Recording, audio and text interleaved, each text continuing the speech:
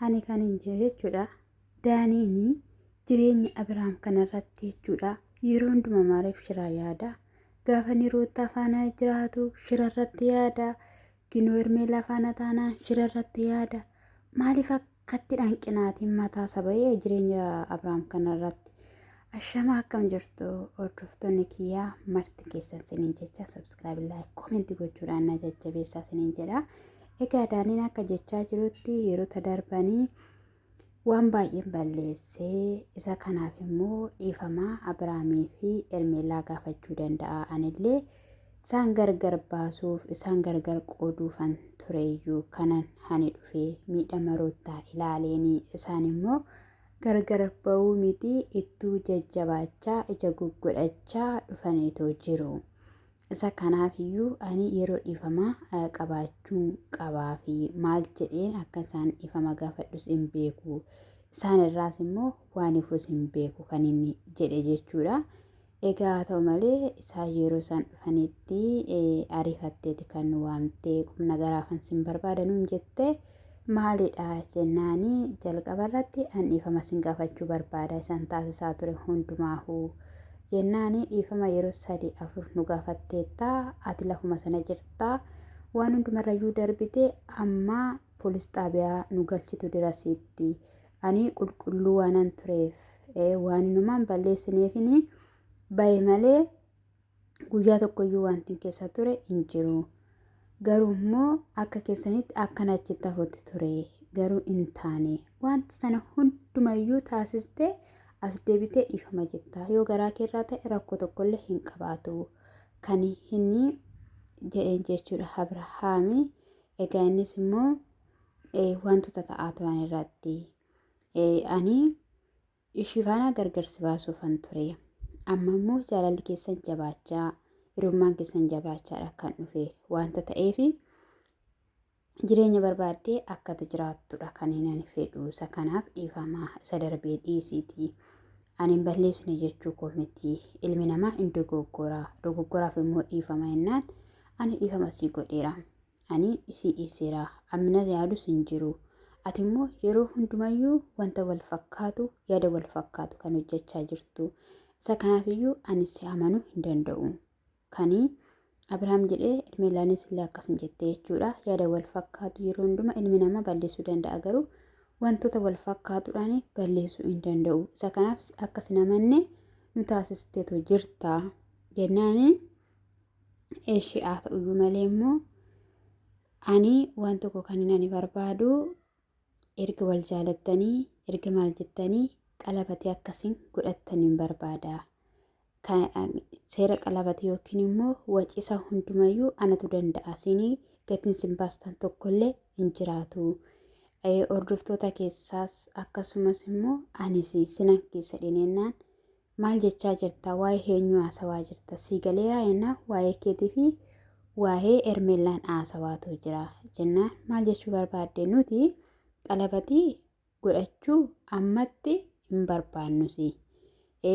Yoo gargar baanes yoo wal jaalannes yoo wal jibbines yoo maal taanes inni kun anaa fi ishii ilaallata. Isa kanaafi waan hundumaafiyyuu dhiifama kee fudhadhuuti ishiinis dhiifama sii gooti anis dhiifama sii godha deemi wanti wal agarru tokkollee hin qabnu. Amala kee kanammoo yoo sirreeffatte lafa gurguddaa lafa gaggaariitti wal arguu dandeenya. Garuu immoo amminni Omaayyuu siif hin godhu. Xaxaa baay'ee nurratti xaxxanii waan baay'ee nurratti hojjettaniitoo jirtu.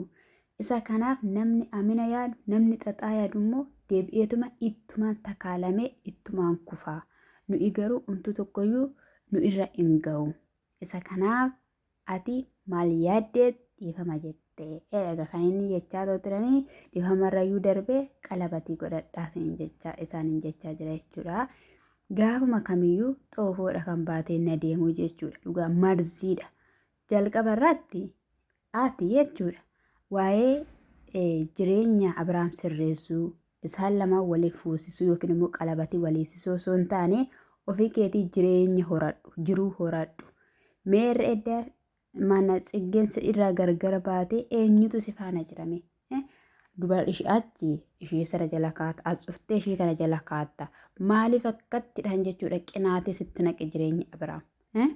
Kanaaf iyyuu gadi nyaatamtaadheen qinaatee keessaa dhiisiiti jechuudha oduu dubartii jala bayiiti jireenya mataa keetii qatti godhiiti karaarra oofadhu sin galchu suusuma dhugaa sin dhiwedheen iyyuu maa waan sin galchine keessa galta maa waliin bukeessita maatiitu walii galleetu maal taaneetu dhugaa itti walii galtanii. Qaxxita mala biraan biran dhaqanii yookiin immoo Hermeellaan dubbisan yoo barbaadan Abeel jira Buruuk jira isaanii iyyuu akkas jedhan yoo dhugumaa tokko akkas hin taatan kan barbaadan jiru yennaan eeyyee tokko akka nuti taanu kan waliin akka nuti jiraannu barbaadan baay'een isaanii ni jiru. Hordoftoota kiyya faana walitti nan buusiini ati waan taan hojjetta hin sobdaa yoo dhuguma immoo kun immoo barbaadameera ta'e hiriyoota baay'ee qabna nuti. Abeel jira Buraan jira karaa kee dhufuu hin danda'ani jennaan maali karaa koo dhufuuni maaliif sin shakkisiise yookiin immoo maaliif kan sin amanuu dadhabdan jennaan hojii ati hojjetturraa kan ka'e yeroo baay'ee ammina hojjettadheen jechuudha na likkitime jechuudha. Inni iyyuu jalqabayyuu gaafa dhifama siniin jedhu naa amanuus hin dandeessani jedhe hin beeka ka hojiisaa waan hojiisaa beekuudhaaf jechuudha na. Jireenyi nama jibbisiisa nama salachaa yeroo hundumaa wacuun yeroo hundumaa maal jechuun nama jibbisiisa waan ta'eef jiruu mataa keetii jiraadhu jireenya mataa keetii jiraadhu nutis jireenya mataa keenyaa hin jiraanna karaa mataa keenyaarra hin adeemna atis karaa mataa keerraa adeemi waanuma kamiifiyyuu kanaa booddee akkati nu argattus hin barbaannu dhifama kee fudhanneerra kan inni jechaanitoo jiru jechuudha na. Dhugaa dubbachuuf baay'ee namatti tola maaliif jenna miidiyaa yeroo akka qasqasseedhe wal micciruu dhiisanii wal tuffachuu dhiisanii bakka tasgabbaa'amee yeroo hojjetamu baay'ee tokko namatti tola jechuudha. Kanadha malee hiyya waca akkati sagalee dhaggeeffannu dhabnee naannu nu'is nu dabbara faqqaa'ee amma booda waca dhaabaa bakka wanni kan seexanaati lolli kan seexanaati. Ati immoo jechuudha daanii williqqee adiiti jireenya Abiraam keessaa bahe sin galchu.